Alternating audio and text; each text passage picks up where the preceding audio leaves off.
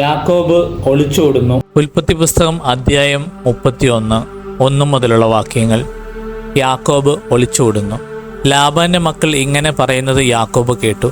നമ്മുടെ പിതാവിൻ്റെ സ്വത്തെല്ലാം യാക്കോബ് കൈവശപ്പെടുത്തി. നമ്മുടെ പിതാവിൻ്റെ മുതൽ കൊണ്ടാണ് അവൻ ഈ സ്വത്തൊക്കെ സമ്പാദിച്ചത്.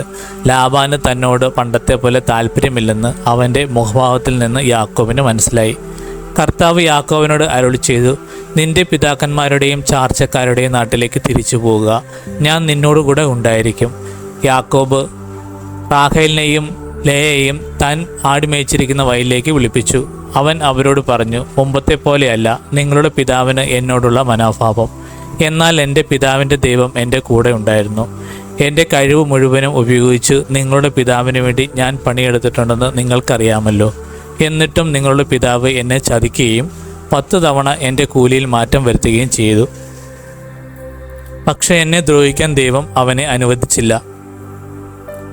പുള്ളിയുള്ള ആടുകളായിരിക്കും നിന്റെ കൂലി എന്ന് അവൻ പറഞ്ഞാൽ എല്ലാ ആടും പുള്ളിയുള്ളതിനെ പ്രസവിക്കും. അതല്ല, വരയുള്ള ആടുകളായിരിക്കും നിനക്ക് കൂലി എന്ന് അവൻ പറഞ്ഞാൽ ആടുകളൊക്കെ വരയുള്ളതിനെ പ്രസവിക്കും.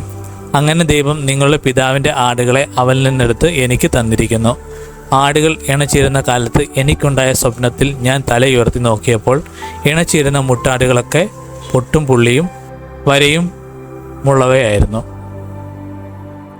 അപ്പോൾ ദൈവത്തിൻ്റെ ദൂതൻ സ്വപ്നത്തിൽ യാക്കോബെ എന്ന് വിളിച്ചു. ഇതാ ഞാൻ എന്ന് ഞാൻ വിളി കേട്ടു. ദൂതൻ പറഞ്ഞു, തലയുയർത്തി നോക്കുക, ഇണചേരുന്ന മുട്ടാടുകളെല്ലാം പൊട്ടും പുള്ളിയും വരയും ഉള്ളവയാണ്. ലാബാൻ നിന്നോട് ചെയ്യുന്നതൊക്കെ ഞാൻ കാണുന്നുണ്ട്.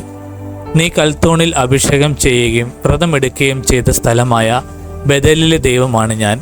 എഴുന്നേറ്റ് ഇവിടം വിട്ട് നിന്റെ ചാർച്ചക്കാരുടെ നാട്ടിലേക്ക് തിരിച്ചു പോകുക.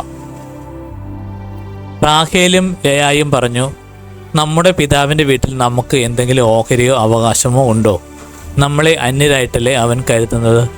നമ്മെ വിൽക്കുകയും കിട്ടിയ പണം തിന്ന് നശിപ്പിക്കുകയുമല്ലേ ചെയ്തത്. നമ്മുടെ പിതാവിൽ നിന്ന് ദൈവം എടുത്തു മാറ്റിയ സ്വത്തെല്ലാം നമുക്ക് നമ്മുടെ മക്കൾക്കും അവകാശപ്പെട്ടതാണ്. അതിനാൽ ദൈവം അങ്ങയോട് കൽപ്പിച്ചത് ചെയ്യുക. യാക്കോബ് മക്കളെയും ഭാര്യമാരെയും ഒട്ടകപ്പുറത്ത് കയറ്റി.